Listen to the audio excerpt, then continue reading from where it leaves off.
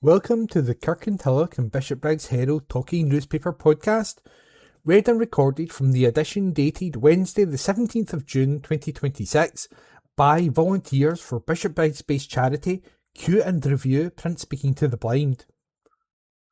If you want to learn more about Q and Review and access further free recordings for visually and reading impaired people, our website is www.qandreview.com.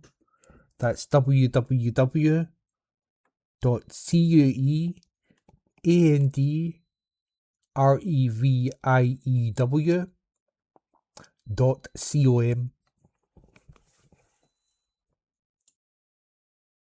Counterfeit Goods Seized, written by Julie Curry, read by Laura.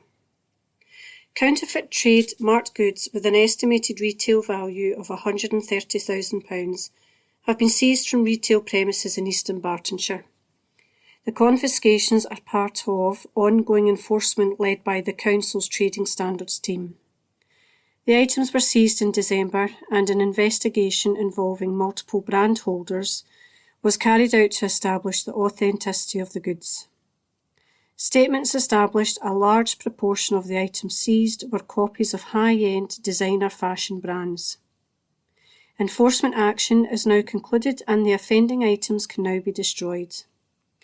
Councillor Paul Ferretti, Place Neighbourhood and Corporate Assets Committee convener, said, "Our trading standards officers work extremely hard to prevent local retailers operating legitimate businesses in our communities being undermined by those dealing in counterfeit goods. These products are poor quality, often using substandard materials, and their manufacture and distribution can also be part of wider criminality. The successful identification and seizure of these imitations is great news for both our business community and local consumers. If you suspect a local business or individual is selling counterfeit goods, please call Trading Standards on 0300 123 4510, Police Scotland on 101, or Crime Stoppers anonymously on 0800 555 111. Anyone caught selling counterfeit goods risks being reported to the Procurator Fiscal and a criminal conviction. Seized products will be safely destroyed." Written by Julie Curry, read by Laura. This week in history. June 18th, 1978. Garfield, the world's favorite fat cat created by Jim Davis, was born. The name came from Davis's grandfather, James A. Garfield Davis. On this day last year, a person died in Yorkshire from rabies after contact with a stray dog while on holiday in Morocco, the UK Health Security Agency, UKHSA, said. June 19th, 1967. The Monterey Pop Festival attracted thousands of hippies to watch stars including Jimi Hendrix, Otis Redding, Janis Joplin, and The Who. On this day last year, a Chinese PhD student, who was one of the most prolific predators in the UK, was jailed for life with a minimum term of 24 years. June 20th, 1990. The Agra diamond was sold for a record £4,070,000 at Christie's. On this day last year, MPs seemed to pave the way for assisted dying to become legal in England and Wales, despite some switching sides to oppose a new law, reducing its majority by more than half. June 21st, 1970. Tony Jacklin became the first British golfer to win the US Open for 50 years, and with his British Open victory 11 months earlier, became only the third golfer to accomplish this double within a 12-month period. This article was read by Aaron. Margaret toasts 100th birthday, a report by Julie Curry. A very special milestone was celebrated at Springvale Care Home in Lennoxtown recently as Margaret Dick Price marked her 100th birthday. Born on June 7, 1926 in Bankfoot, near Perth, Margaret grew up alongside her two sisters and brother. As a young woman, she worked at the local post office delivering telegrams. In 1948, she married David Price, and the couple moved to Kirkintilloch, where Margaret would spend much of her life raising their family. She became a devoted mother to 5 children, 4 boys and 1 girl, and later worked at Woodley Hospital until her retirement. Reflecting on a century of memories, Margaret recalled a life filled with family, friendship and community. She particularly enjoyed playing bowls with her daughter Margaret and treasured visits to Inverness and Belfast to spend time with relatives. When asked about reaching the incredible age of 100, Margaret said she could hardly believe it herself. She considers her greatest achievement to be her family, including her children, grandchildren, great-grandchildren, and great-great-grandchildren. She is especially proud of raising her family independently and maintaining her strong sense of determination throughout her life. Margaret joined Springvale Care Home in 2023 and has continued to enjoy a busy and fulfilling life. She values maintaining close relationships with family and friends while also building new friendships. Margaret and her daughter Margaret Jr. have a light-hearted explanation for her longevity, sheer stubbornness and the odd tipple along the way. To mark the occasion, Springvale Care Home organised a special birthday celebration for Margaret, bringing together loved ones, fellow residents and team members to honour her remarkable life. Home manager Stephanie Wiley said, "It has been a privilege to celebrate Margaret's 100th birthday with her family and friends. She is a much-loved resident whose warmth, independence and wonderful sense of humour inspire everyone around her. We are delighted to have shared this very special day with her and to celebrate such an incredible milestone." That report was written by Julie Curry and read by me, Nikki. Operation targets drug sales locally. This article is unattributed. Police Scotland officers in East Dunbartonshire have been carrying out patrols and enforcement in licensed premises as part of Operation Ultraviolet. Aimed at tackling drug misuse and ensuring venues remain safe, community police officers have been working alongside licensing standards officers and local premises license holders to identify and address drug-related activity. Through a combination of high-visibility patrols, engagement with venue operators, and targeted enforcement, the operation seeks to deter those involved in drug misuse while supporting responsible businesses. Sergeant John Fitzsimmons said, "Operation Ultraviolet demonstrates our commitment to working closely with licensed premises and partner agencies to ensure people can enjoy a night out safely. Most customers attend our local venues responsibly, and the overwhelming majority of premises are professionally managed. Our aim is to support those businesses whilst taking a proactive approach. Drug misuse has no place within our licensed premises, and we will continue to work with partners to identify those involved and take appropriate action. By maintaining a visible presence and building strong relationships with license holders, we can help create safer environments for customers, staff, and the wider community. Anyone with information regarding drugs in licensed premises should contact Police Scotland on 101 or Crime Stoppers anonymously on 0800 555 111. This article was unattributed and read by Aaron. Rail brig inspection. A road in Bishopbriggs will be closed to enable Network Railway to carry out a bridge inspection. Springfield Road, at its junction with Arnold Avenue, will be closed overnight from 10 p.m. on Saturday, June 27 to 6 a.m. on Sunday, June 28. All classes of vehicle will be prohibited, except vehicles engaged in the works, and those vehicles requiring access to properties adjacent to the closed section of road, when it's safe and practical to do so during the works. Alternative routes are by way of Muir Street, Emerson Road West, Lee Crescent, Crow Hill Road, the B812 Auchennairn Road, Colston Road and the A803 Kirkintilloch Road, Bishopbriggs. And these routes will be clearly signposted. As the closure has been scheduled overnight, it is hoped the work will cause minimum disruption for local residents. Program for summer. This article was written by Julie Curry. The school holidays are fast approaching for children and teaching staff across East Dunbartonshire. While staff and pupils may be looking forward to the extended education break, for parents it can cause more than just one headache. From the pressures of childcare to keeping the wee ones amused for several weeks, it's no mean feat.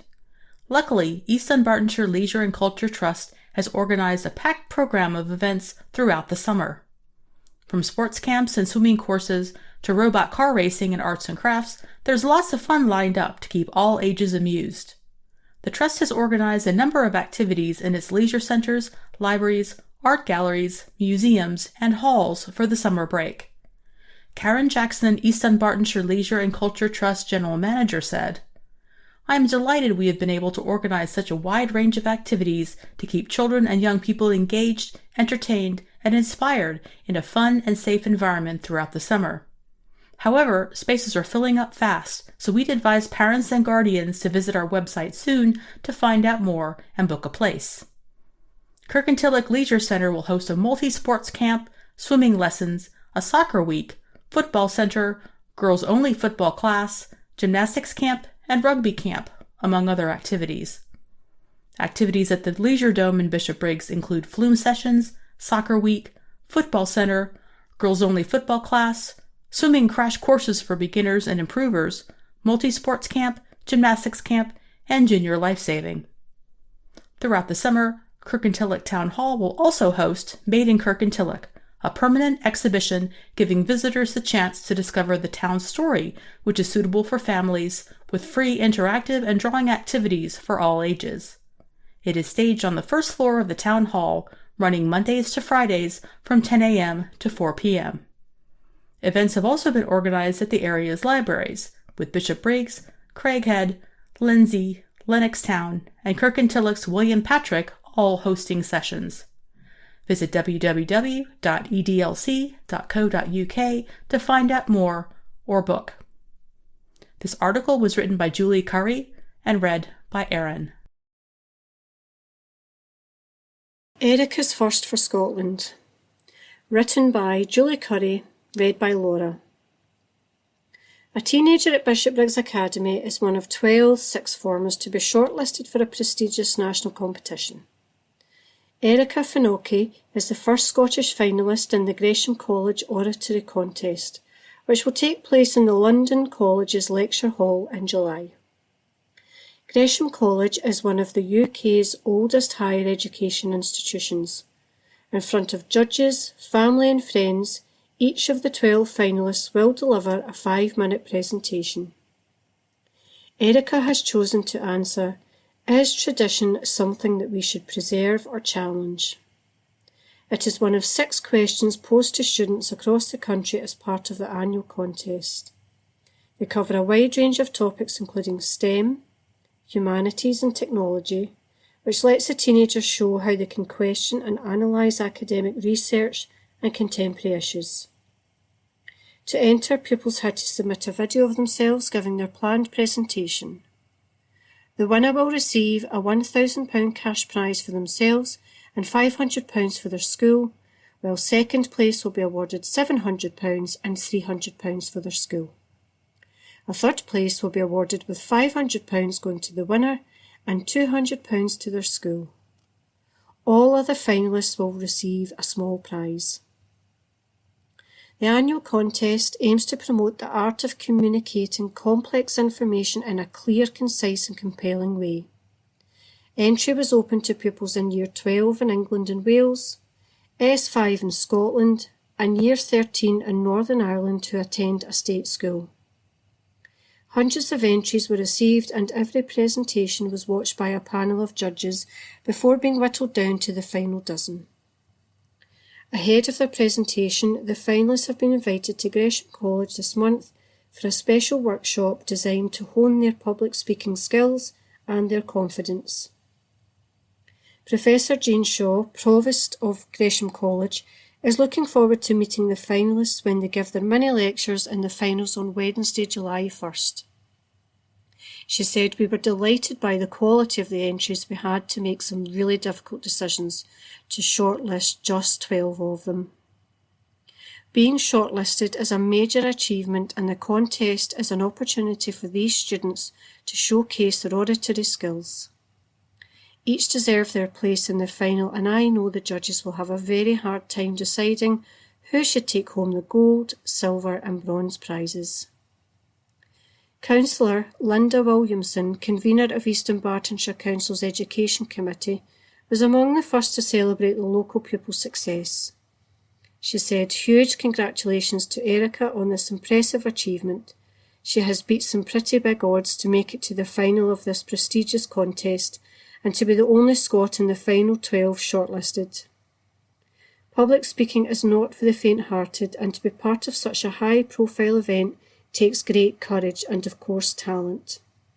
I wish Erica all the very best for the final next month and hope she has a wonderful time on her travels." Written by Julie Curry, read by Laura. Work is set to start a new pump track circuit in Twecker. Work on a new outdoor community pump track facility next to Twecker Healthy Living and Enterprise Centre is set to start this week. The track will have a circuit of ramps and turns designed to be ridden by riders, generating momentum by body movements instead of pedalling or pushing. It has been designed to meet the needs of both beginners and experienced users, providing a resource that can be enjoyed by people of all ages on BMX bikes, mountain bikes, skateboards, scooters and rollerblades. A council spokesman said Twecker residents were able to vote for their favourite design during a consultation earlier this year. Children at Twecker Primary School also got a chance to have their say at voting event in the school. We can't wait to welcome them all to the new pump track later this year. An Outdoor Education by Julie Curry. Children in STEPS have a new space to learn in, explore and connect with nature following the completion of their outdoor classroom at Bluebell Park.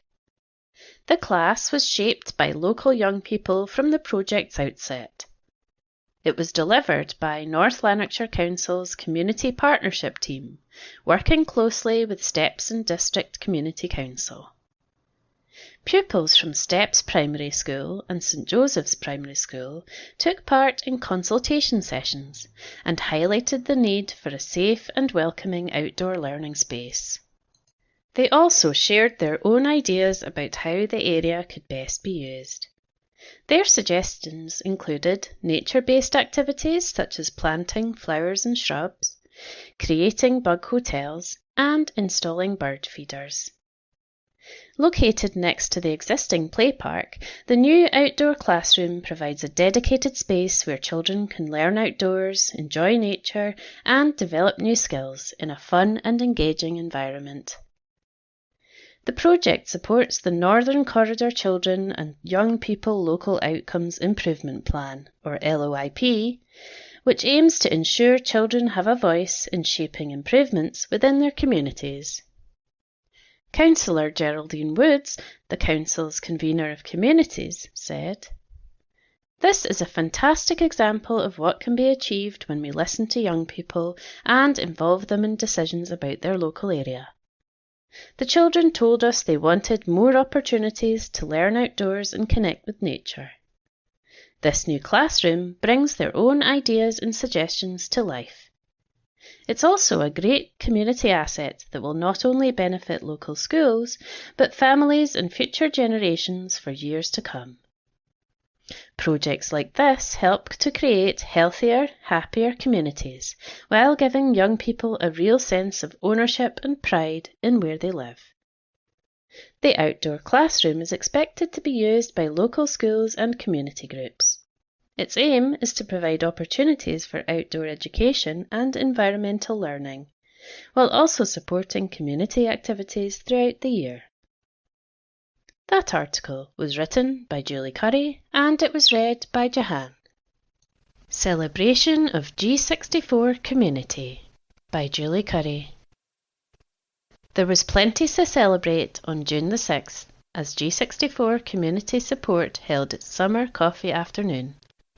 Held to coincide with Volunteer Week, it was a chance to toast the volunteers who power the service. It was also an opportunity for clients who were able to enjoy a social get-together with the team who regularly support them. Initially set up and run by EDVA at the peak of COVID to help residents in Bishopbriggs, Auchinleirn, Torrance and Balmore in 2021, the volunteers, seeing a continued need for it, took over the service. In the 5 years since, they have supported hundreds of clients in the local community, the vast majority being elderly, vulnerable or disabled. Run by a team of 5 trustees with 5 admin assistants who book and arrange appointments via the volunteers' WhatsApp group, Janice McLaren has been chairperson since the very beginning. She was delighted to attend the coffee afternoon in Cadder North Church Hall to present certificates by way of thanks to the volunteers who regularly give up their time to support clients. From ferrying people to hospital and doctor appointments, to picking up prescriptions and shopping, the volunteers regularly support around 70 to 100 clients annually. Janice said, "Our volunteers do a power of work to help residents in the G64 area who, for one reason or another, would struggle to get to appointments on their own or to get their own shopping and prescriptions. While the group was founded to help locals during COVID, we saw a need for it to continue after the pandemic and set up our constituted organisation. We also have 4 get-togethers every year, which is a chance for volunteers and clients who are able to enjoy some time together socially. The summer event is also a great opportunity during Volunteers Week to celebrate the volunteers who the service could not function without. We are very grateful for their continued support, and they were each presented with certificates as a thank you for all that they do. While there are a dozen volunteers, some can commit more time than others. With holidays and illnesses factored in, Janice is always keen to recruit more volunteers to the ranks. She said, "We desperately need more volunteers to sign up to lend a hand. While we have our regulars, there are times when it can be a struggle to meet demand. We'd be delighted to hear from anyone who would like to be considered. Volunteers ideally need to have a car and be available during working hours on weekdays. However, there is no pressure to commit to a certain amount of hours. Our admins use the WhatsApp group when we get referrals, be that for appointments or shopping and prescription requests," said Janice. Volunteers will then answer back if they're able to cover. To have a few extra volunteers able to support us would definitely lighten the load. Full training is given to all volunteers, who also must agree to a PGV's check. Every volunteer is also issued with an ID badge to ensure everyone's safety. In addition to the summer coffee afternoon, G64 Community Support hosts an Easter, Halloween and Christmas party. Janice added, "Our clients really enjoy coming along as it helps with loneliness and social isolation. The group's work is funded by grants, as well as donations from grateful clients and the community. Anyone who needs the service can call 0141 724 2211 Monday to Friday from 9 a.m. to 4 p.m. To find out more about the group or volunteering, email g64community@gmail.com or visit its Facebook page. Those who would like to volunteer should call EDVA on 0141 578 6680 or email volunteer@edva.org. From July 1st last year to June this year, G64 Community Support received 1,132 referrals. These referrals were for help with shopping, transport to shops, medical appointments or other groups, collecting prescriptions and posting letters. The group supported 67 clients in the last year, some of whom are regulars, while others may only need help once or twice. Janice said, "The 1,132 requests in the last year were carried out by 12 volunteers. However, at the moment we only have 8 volunteers, and not all are available on a regular basis, hence the need to recruit volunteers." For those living in the G66 postcode area, the charity G66 Community Response is also available. It can be contacted on 0141 212 2769 or email g66communityresponse@gmail.com. That article was written by Julie Curry. Help Fly the Flag for Our Local Businesses by Julie Curry. People in communities across Eastern Bartonshire are being urged to help secure the future of their area's businesses by choosing local. As the nation cheers on Scotland in its World Cup matches, everyone is being urged to celebrate pride at home too. Scotland Loves Local Week started on Saturday, June the 13th. It aims to remind everyone of the amazing difference they can make to protecting jobs and boosting their area's economy by spending locally whenever they can. With national pride on a high after the match on Sunday, the theme for activity this year is flying the flag for local businesses. During 7 days of campaigning, the importance of choosing local will be highlighted, with politicians and businesses all playing a part in championing the cause. It is part of the wider Scotland Loves Local campaign, which encourages everyone to think local first. That drive is spearheaded by Scotland's Towns Partnership, STP, with support from the Scottish Government. Kimberly Guthrie, STP's Chief Officer, said, "We can all play our part in helping local businesses and communities to thrive by simply choosing local. That's something we can start this week by supporting local shops when stocking up to watch World Cup matches at home, or by getting behind local venues showing matches and organising events. The critical thing is making it a habit that we all stick with, supporting countless businesses across the country, creating a future where they thrive and everyone wins through their success." The message to shop locally is supported by the Scottish Grocers Federation, SGF, the organisation which represents thousands of convenience stores across the country. SGF President Graham Watson said, "Local businesses are so important to our communities. In small communities, when assets like local shops go, schools often follow, along with all sorts of local assets. It's a two-way street, and it's vital that we support each other. We live in a really uncertain world. Community shops bring a lot of security to communities, heart and soul." To find out more about how you can get involved in your local community, visit lovelocal.scot. That article was written by Julie Curry. Airport pay deals. Nearly 400 workers employed by ICTS and Menzies Aviation have backed pay offers at Glasgow Airport, lifting the threat of imminent strike action.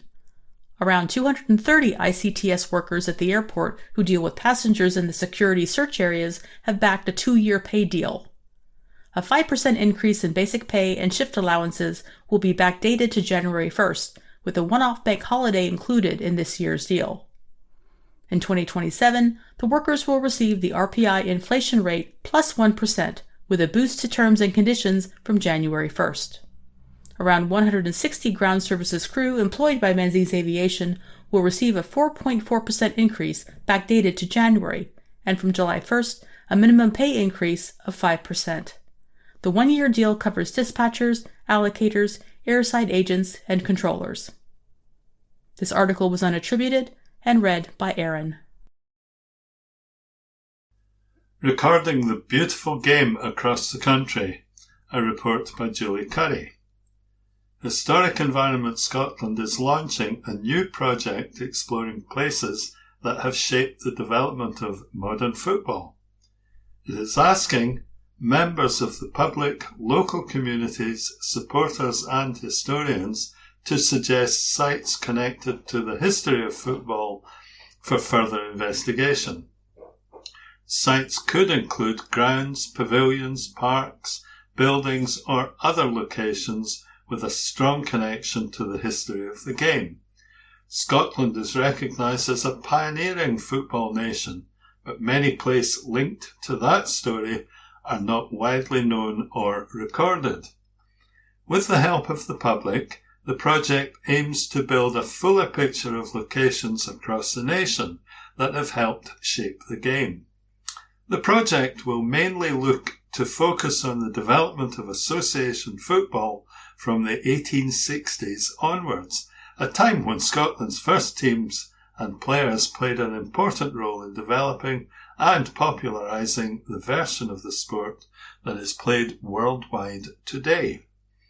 Information gathered through the survey will be used to help HES identify sites for further research, recording and possible recognition as protected historic places such as listed buildings and scheduled monuments.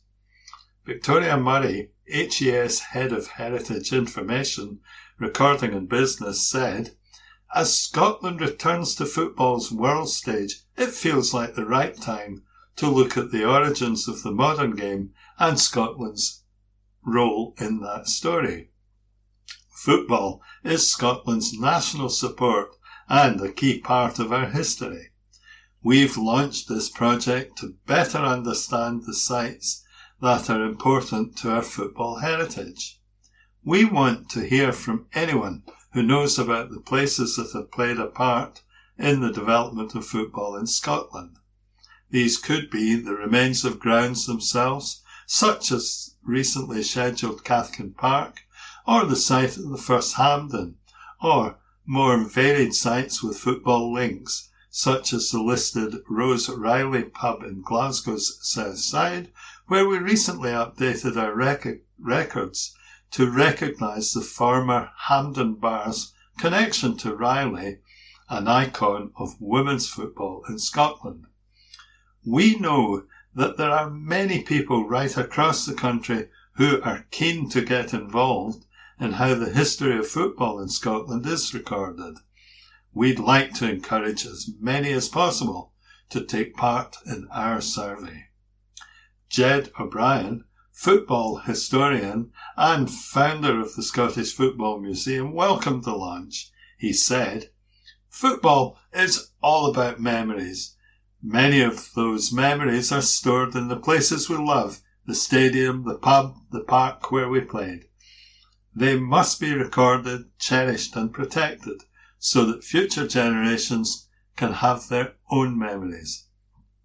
It is our duty to collect and promote the places where Scottish sporting genius was turned into something tangible. Members of the public can suggest sites they would like to be considered via the consultation page on the HES website. Visit https://haveyoursay.historicenvironment.scot/heritage/tell-us-about-important-football-places/ to have your say. The survey is open for submissions until Thursday, August 20. That report was written by Julie Curry. The Kirkintilloch and Bishopbriggs Herald, date Wednesday, the 17th of June 2026. Family announcements. Deaths. Martin, Caroline. Peacefully at Glasgow Royal Infirmary on June the 7th, 2026. Beloved wife of Don Martin, and much-loved mum of Roddy and Kenneth, and granny of Kieran. Funeral will take place at J&D Lawson's Funeral Parlour, 9 Kilsyth Road, Kirkintilloch, on Wednesday, June 24th, 2026 at 10:45am. Family flowers only. There will be a retiral collection in support of Alzheimer's Scotland. That was the only family announcement today.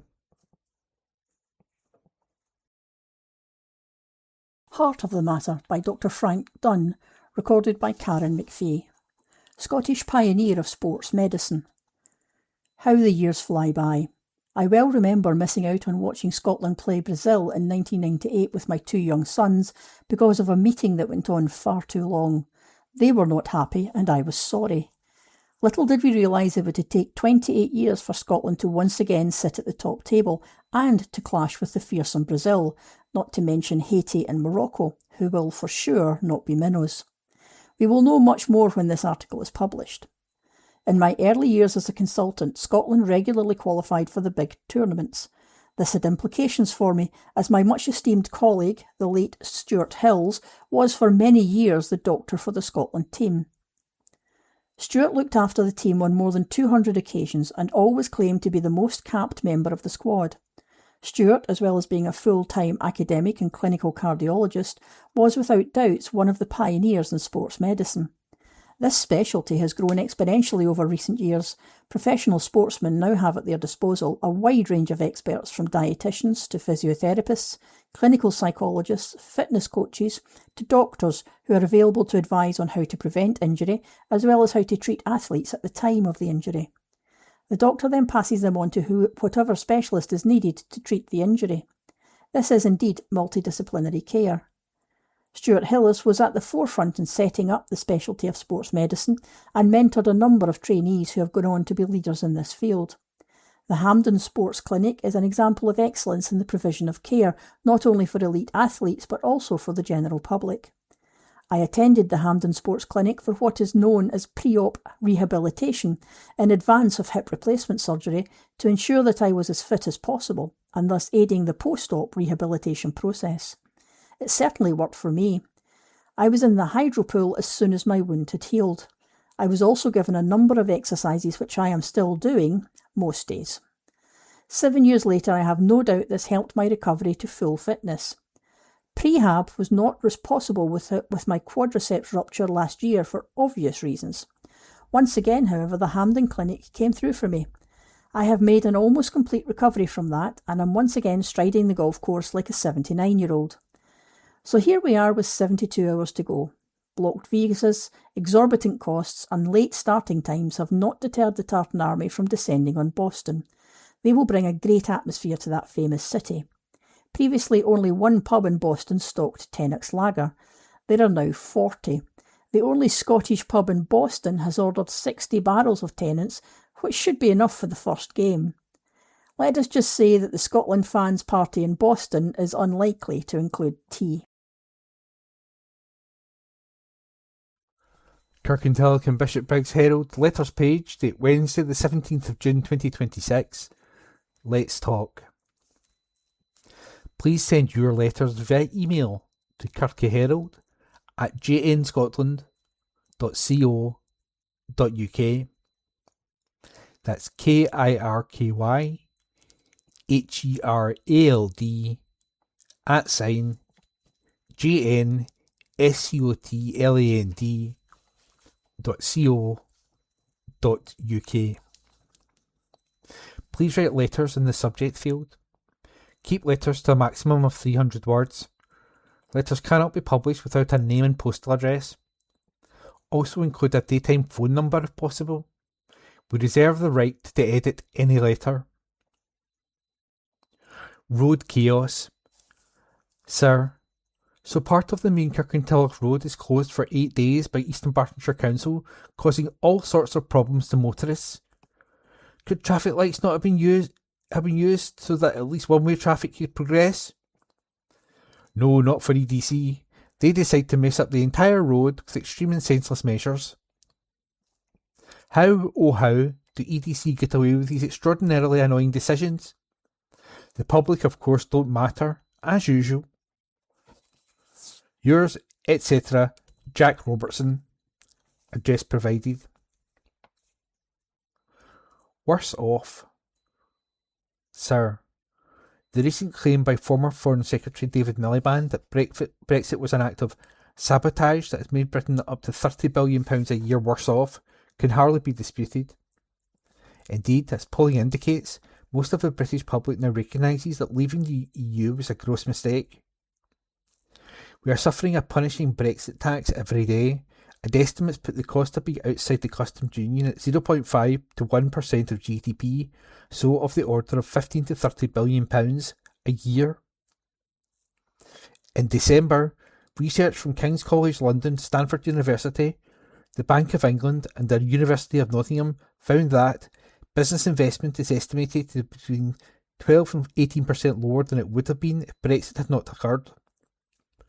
The study also found that employment and productivity were each down by 3 to 40% compared with where they would have been without Brexit. At a time when we have a government committed to boosting economic growth, this is akin to trying to do this, but with one hand firmly tied behind its back. We simply cannot afford to stand still in these matters, and, by not rejoining the EU, or at least the single market and customs union, we will pay an even heavier economic price. Additionally, in an increasingly unstable world run by self-declared strong men, we need the stability of being part of a much bigger entity, EU membership. The inevitable Labour leadership contest, however, shows that there is light at the end of the tunnel, with both Andy Burnham and Wes Streeting expressing a desire for the UK to rejoin the EU. Let's hope and pray that these claims become a reality. Yours, etc., Alex Orr, by email. The writing is on the wall, sir. Being able to produce cheap, reliable energy is not just a matter of keeping the lights on, it is truly necessary in sustaining jobs, investment, industrial activity, etc. Indeed, it is now vital for our computer-dependent society, for any significant blackout will result in absolute chaos. Such is our very dependence on electrical power in the 21st century. To be sure, it is the first time in recorded history that we have become totally reliant on a single source of energy, with our very existence depending upon it. It should go without saying, but there is the very real danger in pursuing the madness of the current government net zero strategy. Ed Miliband and Rachel Reeves should both be ashamed of policies that will bring the country to its knees. The writing is on the wall, as we already have the highest cost for industrial and domestic energy in the developed world. Government obstinacy in refusing to use fossil fuels to run cheap and efficient CCGT power stations until meaningful environmental generation is attainable is totally idiotic. A dependency on large-scale wind and solar farms will not offer any salvation. Ask your local politician, and no doubt their vacillating answer will tell you all you need to know about the futility of it all. Dave Haskell, by email. British Sea Power. Sir, increased defence funding is necessary, but more will likely be required.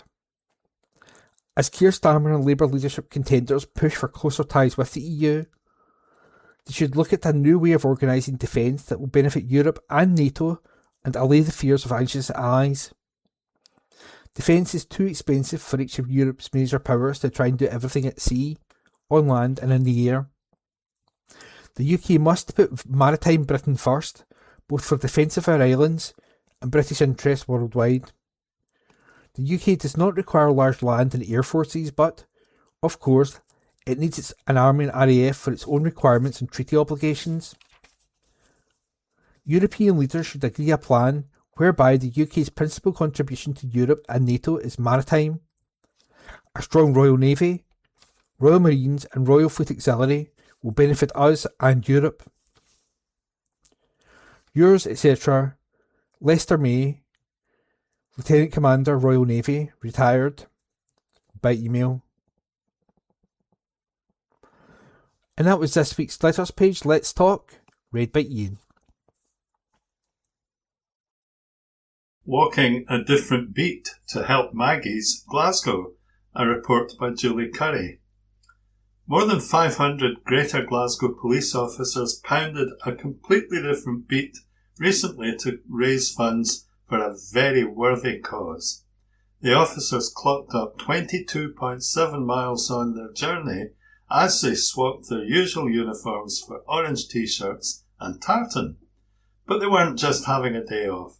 They were among a sea of thousands who completed the mighty stride at Glasgow's Kilt Walk on Sunday, April 26.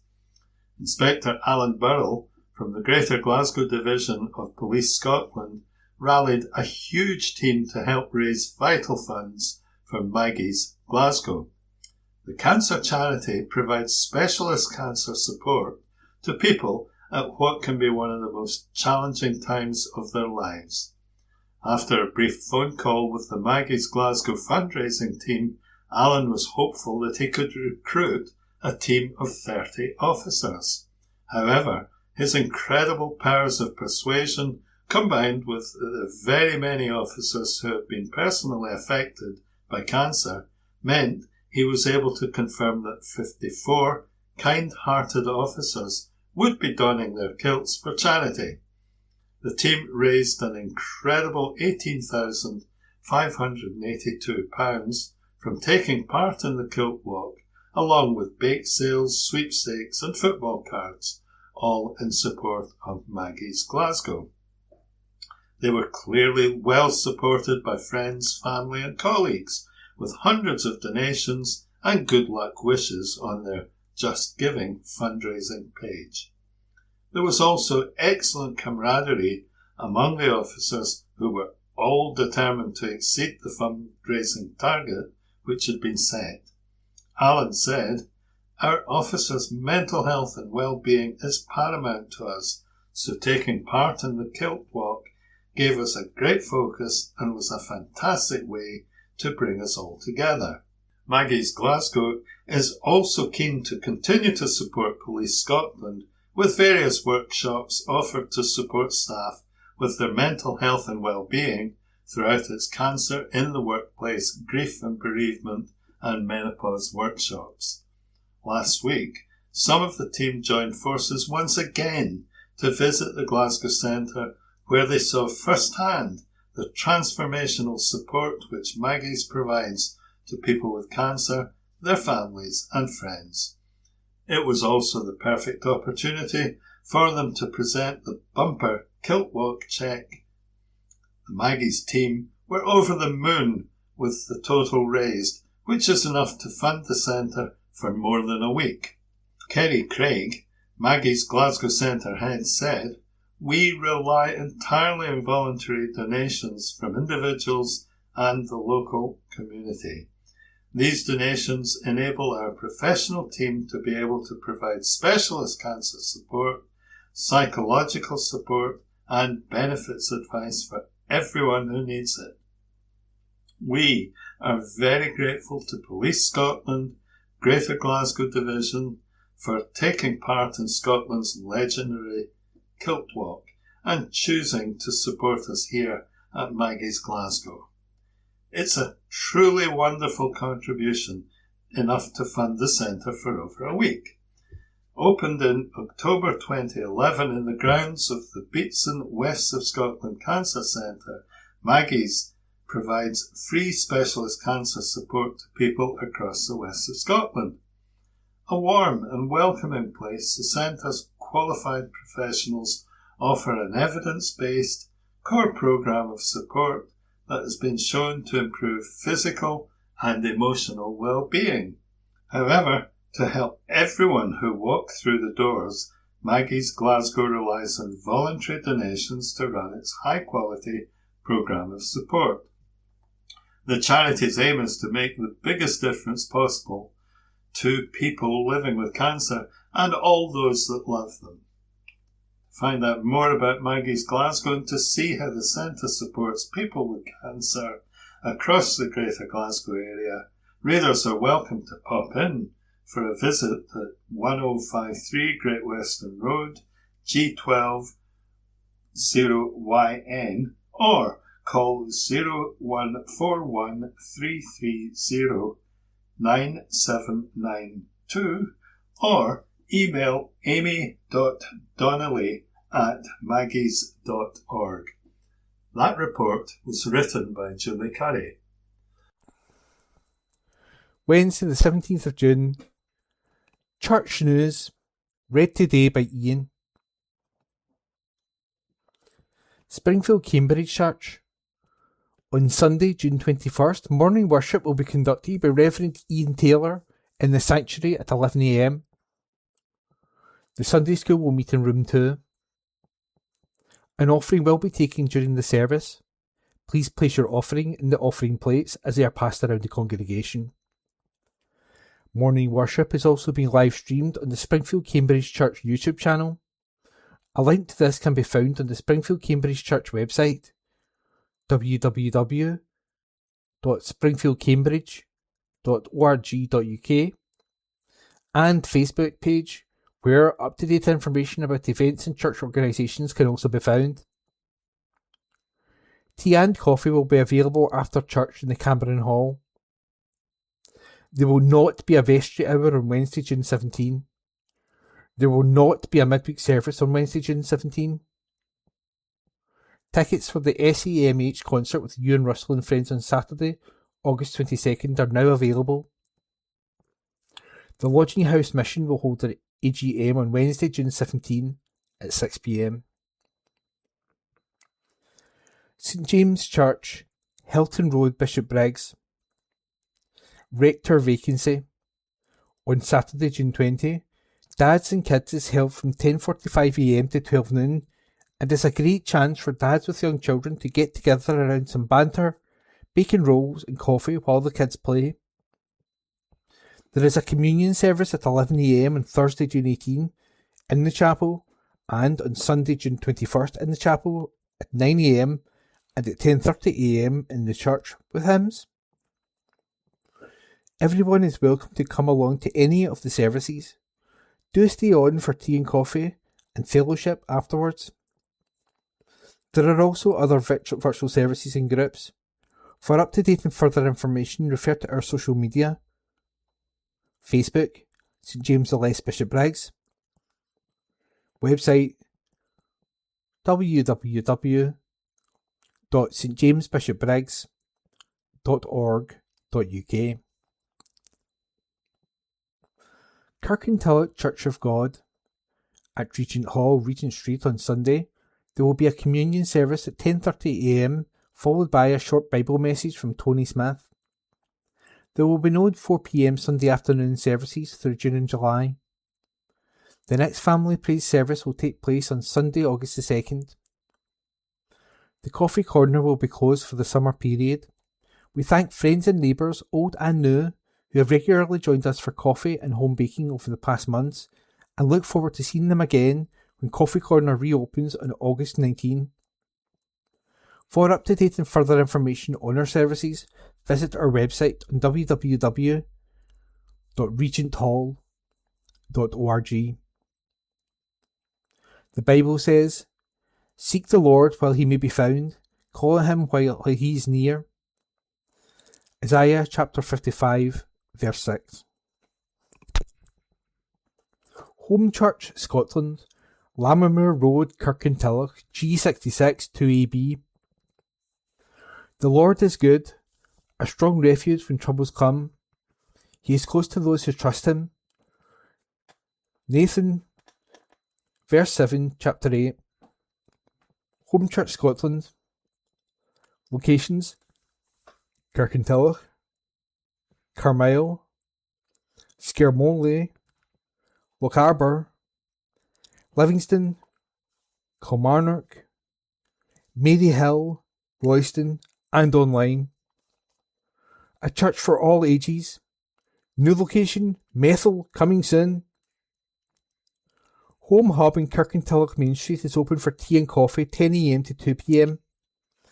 Monday, Tuesday, Thursday and Friday. Worship services 9:30 AM and 7:30 PM. Upper room for worship and prayer.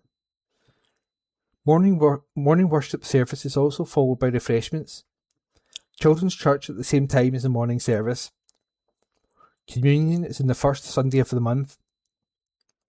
Monday, fitness class 7:30 PM. Wednesday, 7:30 PM, home groups, various locations.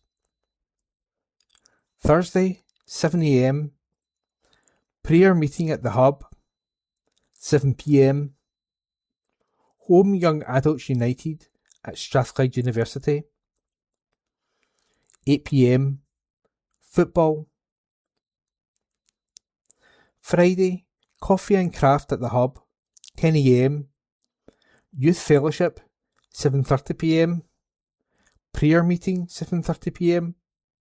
Home radio is available every day. See Facebook, Instagram and Home Church website for more information. St Mary's Parish Church.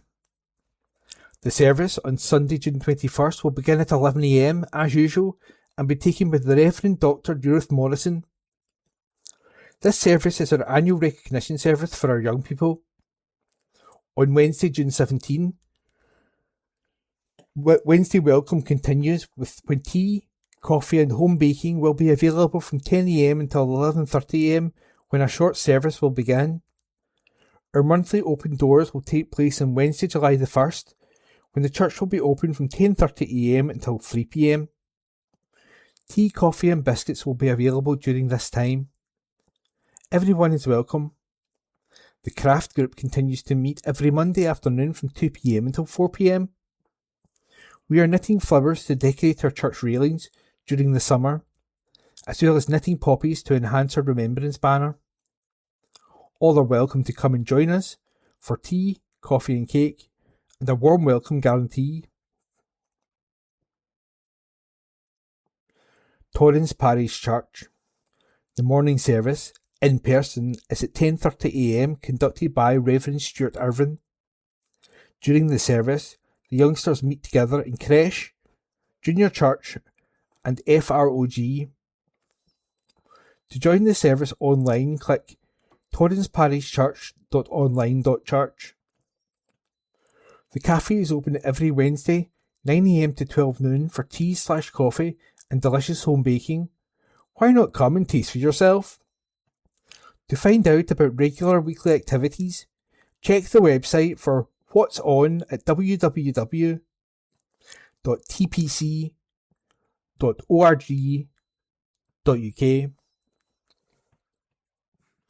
And that was this week's church news, read by Ian. District news, Wednesday, the 17th of June. Holyrood View. Good quality childcare benefits us all, by Ross Greer MSP. High quality, affordable childcare should not be a luxury in Scotland. For thousands of families, though, that is far from the reality. Too often, childcare is inflexible, expensive, and a postcode lottery, especially for children under 5. Last week, the Scottish Greens put our plans to improve Scotland's childcare system to a vote in Parliament, and they passed. Crucially, the Scottish Government agreed that we need to fix the two most glaring faults in the current system for 3 to 4-year-olds. Every year, parents find themselves paying out thousands of pounds more in childcare for no other reason than their wee one's birthday. Government-funded childcare kicks in after every child's 3rd birthday, but, in Eastern Bartonshire and most other council areas, it starts the term after, not the week after. That means if your child was born in the spring, you'll have months of additional childcare costs before the government-funded provision starts in August. Our Green Plan would fix that by requiring all councils to start the funding the week after the third birthday. The other major fault we're trying to fix is with cross-boundary placements.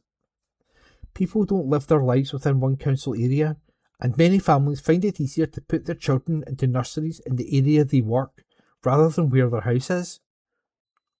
Some councils have withdrawn funded childcare from families who live outside their council area, leaving families who live on the border or who travel for work facing a huge bill. During the election campaign, the Scottish Greens promised that we would fix these unfair gaps in the childcare system. That's exactly what we've started to do. Parents and children urgently need a better deal. Beyond these immediate fixes, we need to expand free childcare to more children under 3. Only some 2-year-olds are currently entitled to it. And we definitely need better wraparound care for school-aged children. This won't be easy, cheap or quick. Early years workers deserve decent pay and conditions, but this varies massively across different councils and other providers. Childminders in particular deserve a far better deal than they are currently getting from most councils. When childcare is unaffordable or just not available, parents often have to leave their jobs. That's not good for them or for the economy. Good quality childcare benefits all of us, not only the families accessing it. That's why Scottish Green MSPs are already working hard to fix the system. Groups. Dogs Trust West Calder. Dogs Trust currently has hundreds of dogs in its care who are ready to meet someone like you. They're open to the public 5 days a week, and you don't need an appointment to visit, get advice or apply to adopt. Visit www.dogstrust.org.uk/rehoming/our-centres/West-Calder. Seniors Forum. Kirkintilloch and District Seniors Forum are looking for new members to join our monthly meetings. The objective of the forum is to assist in improving quality of everyday life for the elderly community, together with social events, guest speakers from NHS, council, local history, and many more. We welcome the over 55s to come along, have a chat, get involved, and meet new people, forming new friendships. We meet in the Park Centre, 45 Kerr Street, Kirkintilloch, G66 1LF on the last Thursday of every month from 10:30am to 12 noon. Tea, coffee, biscuits served. Friends of Forth and Clyde. Friends of Forth and Clyde meet every Friday from 12 noon until 2pm at the Boat Users Block, South Bank Marina, Kirkintilloch. Everyone is welcome to come along and get a free cuppa and some friendly chat. No membership required. Canal Society.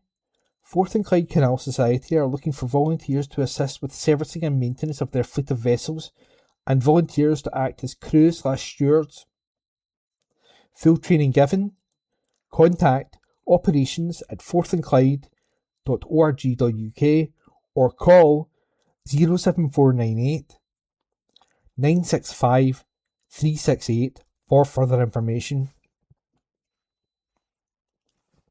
St Columba's Hillhead Church Men's Club. Following another winter of successful Monday night sessions, which saw a number of new members join from both within the church and the wider local community, the new year saw members, as usual, enthusiastically competing to be champions in respective games, including snooker, table tennis, carpet bowls, pool, darts and dominoes, whilst enjoying tea, good banter and, all importantly, having a laugh. A very warm welcome will await anybody who would like to join this friendly band of brothers when the next winter sessions resume on Monday, October the 5th at 7:30pm in the St Columba's Hillhead Church Halls, Old Ill Road, Kirkintilloch. For further information, contact Secretary on 0141 776 5453.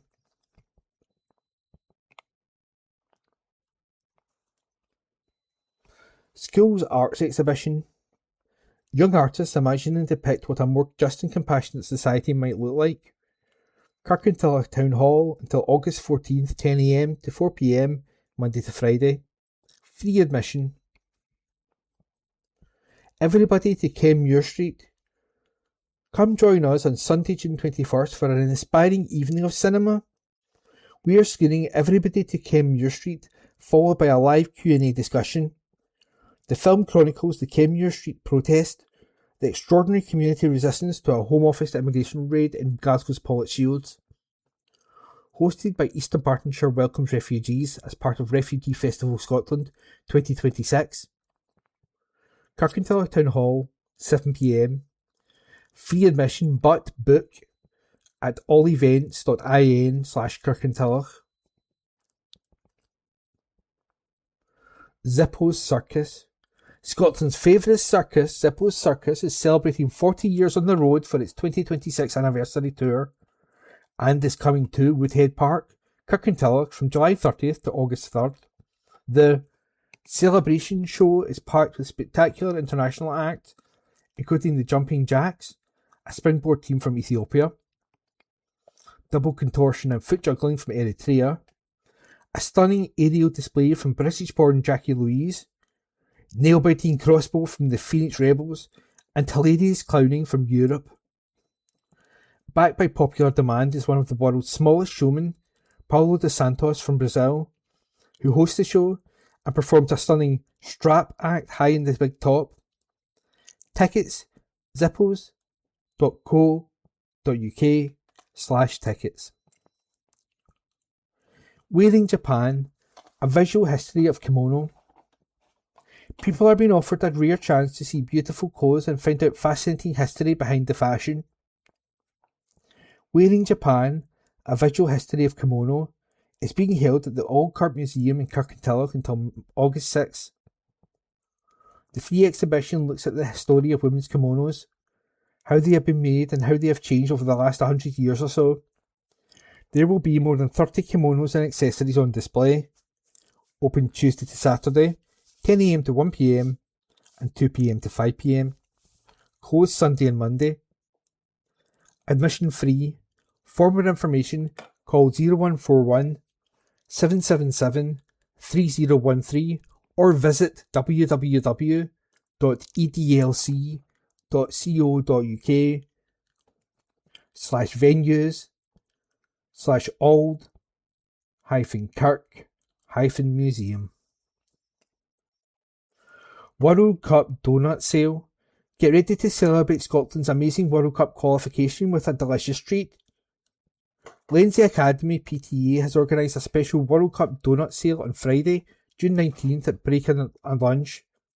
Pupils can grab individual Scotland-themed donuts and a Scotland flag for just £1 each. Let's make some dough for our school. Remember to bring your cash so you don't miss out. Bishopbriggs Market.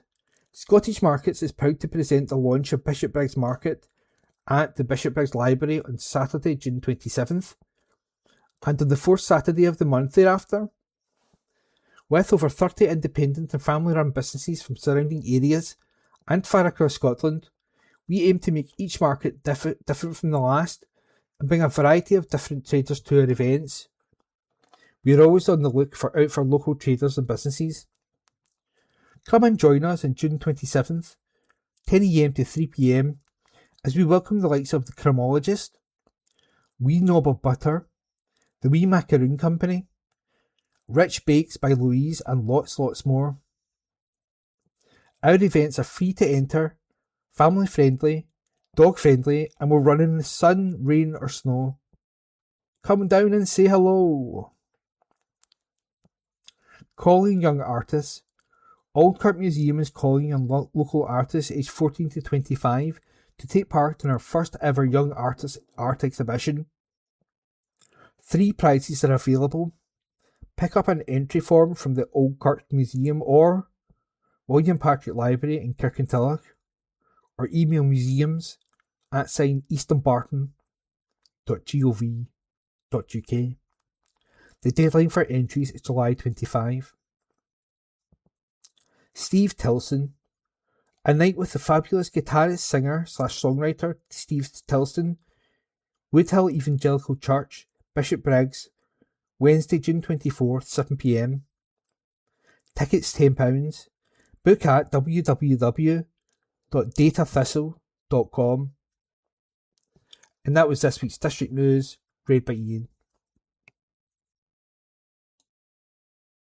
Sophia extends her stay at City, written by Brian Yule, reporter, recorded by Karen McPhee.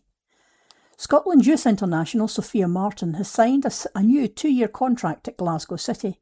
The 19-year-old spent last season on loan at Montrose, where she scored 5 goals and assisted on 4 occasions. The Angus side not only comfortably secured their SWPL 1 status, they also reached the Scottish Cup semi-finals for the first time. Martin was rewarded for her efforts at Links Park by being named the Social Media Fans Player of the Year. Internationally, she would score the decisive goal for Scotland under-19s as they defeated Austria 2-1 earlier this season. Speaking on her contract extension, the Academy graduate said, "I'm really excited to extend my stay at City. I've loved every minute being here and can't wait to see what the next season holds." City head coach Leanne Ross was pleased to give the striker an opportunity to continue her development with the club. She said, "Sophia has bags of natural talent, and throughout her spell at Montrose we were continually monitoring the positive impact she had. We look forward to welcoming Sophia back for pre-season, where the hard work will begin in taking her game to the next level." Meanwhile, City's CEO Laura Montgomery was appointed to the SWPL board at the league's annual general meeting. She is one of the 5 club representatives who will serve for the next 2 years, alongside Dan Barnett from Hibs, Grant Jarvie from Motherwell, Donald Gillies from Rangers and Cathy Jimison from Kilmarnock. Making up the rest of the board are SWPL Managing Director Fiona McIntyre, Chairperson Elizabeth Fagan, SPFL Representative Neil Doncaster and Independent Non-Executive Director James Murray. McIntyre said, "We're delighted to confirm these appointments to our board. Their collective expertise will be invaluable as we continue to build a bold, ambitious and sustainable future for the league." It has been a busy spring for members of WRCED. This article is unattributed. It's been a busy couple of months at Walk Run Cycle East Bartonshire, WRCED. Keep Scotland Beautiful Spring Clean Month was in April, National Walking Month in May, and Volunteering Week at the start of June.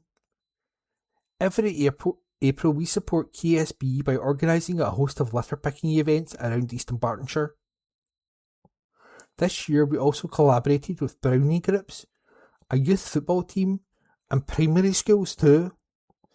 We also launched our Keep Eastern Bartonshire Beautiful project and, with the help of Kirkintilloch Men's Shed, created portable litter picking stations which were delivered to the organisations around the area. These included the Hive in Lennoxtown, Twecker Healthy Living and Enterprise Centre, and Kirkintilloch Community Council for Townhead Square. The locations of these can be found at www.wrced.org. To celebrate National Walking Month, we hosted 29 events, which included health, early morning and evening walks, trails and hills, allowing hundreds of members to enjoy the outdoors and reduce social isolation. Volunteering Week was the first week in June, and I personally want to thank the countless volunteers who made the WRCED the success it is. Each gives up their personal time to organise events that are engaging and fresh for our members to enjoy. We are looking forward to a summer filled with lots of adventures. To join us, visit our Facebook page or email wrced2020@gmail.com. Lorna Thompson.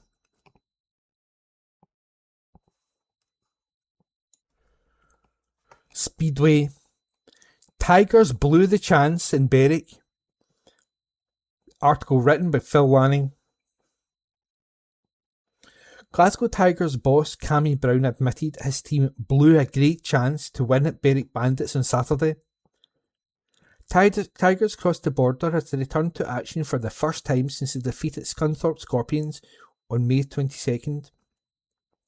However, there would be no return to winning ways in the championship, as they went down 46-44 at Shielfield Park. Tigers skipper Chris Harris had a good night, with a paid 13, while Leon Flint claimed 11 and Kel Howarth a paid 9. After 6 races, Tigers were 8 points in front, but couldn't stop a fierce fight back from the home side in the latter stages. Brown said, "It's a very frustrating result. We blew a great chance to get a vital win away from home. I'm absolutely gutted with that one. We looked very comfortable in the early stages and Chris Harris was back to his very best all night. His pass of Nick Morris in Heat 11 was sensational. Fair play to Berwick, they came back at us as we knew they would. Peter Kildemand was excellent coming back from injury, and they had an excellent debut performance from Jordan Jenkins. Heat 14 killed it for us. We were shot to give away a 5-1 at that stage. But for us it's massively disappointing to lose the meeting from the position we were in. It's a win that definitely got away. I still fancies us to get something out of Heat 15, but then Chris had a bike issue and had to use Freddie Hodder's machine. That was a huge blow. Sam Hagom was much improved. Mario Hossel started well but faded, and Kevin Joe Peterson had a bad one for us. There were too many last places in the latter half of the meeting. Our top 3 were pretty decent, but we just aren't firing all together on the same night. Tigers have a busy week as they travel to Oxford Chatus tonight, Wednesday, host Scunthorpe Scorpions on Friday, and then head to Workington Comets the next day.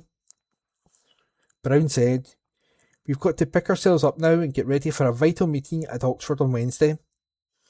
I keep saying it, but the boys have got to find an extra level now, especially in the middle order." That article was written by Phil Lanning and read by Ian McKenna.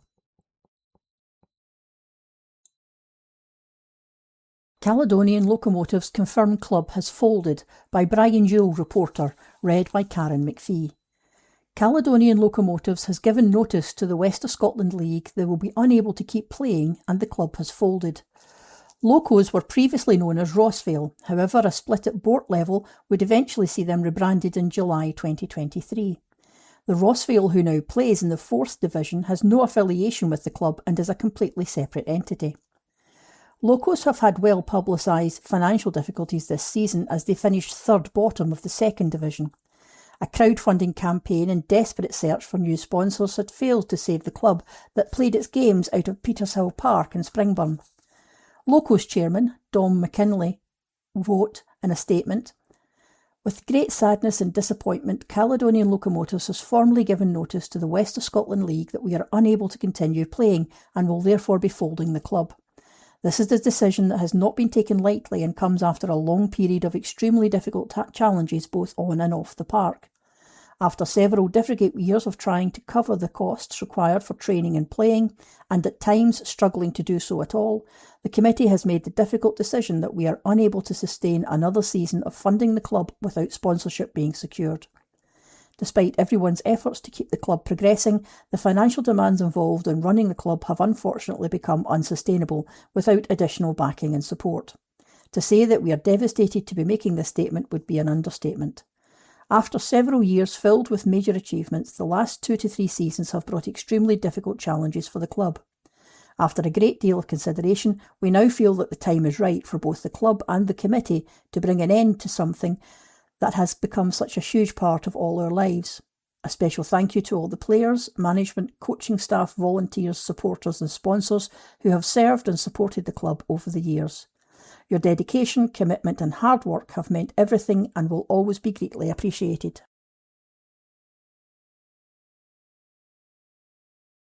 Rob Roy receives its SFA membership.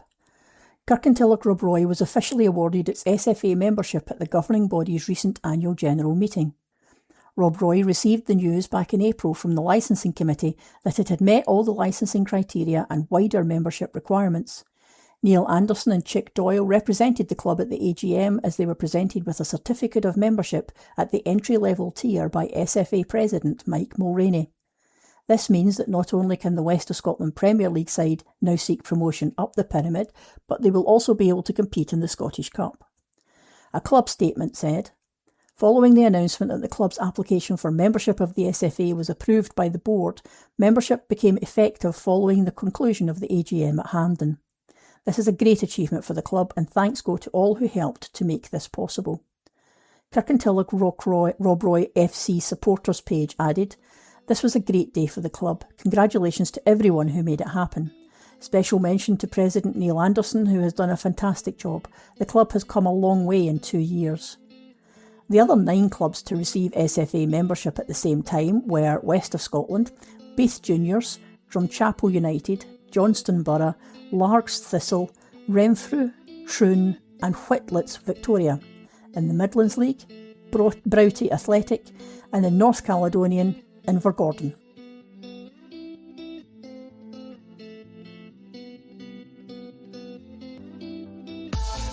That's the end of this week's podcast. We hope you enjoyed it, and all being well, there will be another one next week.